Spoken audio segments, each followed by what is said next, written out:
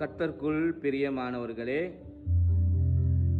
உலகமெங்கும் வசிக்கிற தமிழ் என்னுடைய கிறிஸ்தவ சகோதர சகோதரர்களே, இந்த நேரத்தில் நான் ஒரு நன்மையான ஒரு காரியத்தை உங்கள் மத்தியில் கொண்டு வர விரும்புகின்றேன். என்னுடைய தலைப்பு இப்பொழுது நான் யார்? இப்பொழுது நான் யார்? உங்களுக்காக இந்த உலகத்தில் மிகவும் உயர்ந்த உன்னதமான பலி செலுத்துதலை இயேசு கிறிஸ்து செலுத்தி முடித்து விட்டார். ஆனாலும் அதில் இருக்கிற பிரதி லாபங்களை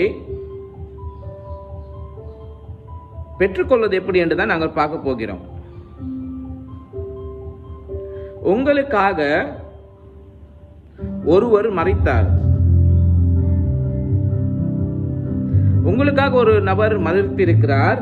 இதை பற்றி நீங்கள் எப்பொழுது ஆவது யோசிச்சு பார்த்தீங்களா? சிந்திச்சு பார்த்தீங்களா? அது வேற யாரும் அல்ல, உங்களுக்காக மரித்தது இயேசு கிறிஸ்துவான ஆண்டவர். ஏன் அவர் மரிக்க வேண்டும்? அதே போல ஏன் அவர் உங்களுக்காக மரிக்க வேண்டும், எனக்காக மரிக்க வேண்டும்? அவர் மரித்தது மனுஷனை ரட்சித்துக் கொள்ளத்தக்கதாகவே. அதே போல அவர் உங்களுக்காக உங்களுடைய சகல விதமான காரியங்களை ஏற்றுக்கொண்டு அவர் மரித்தார்.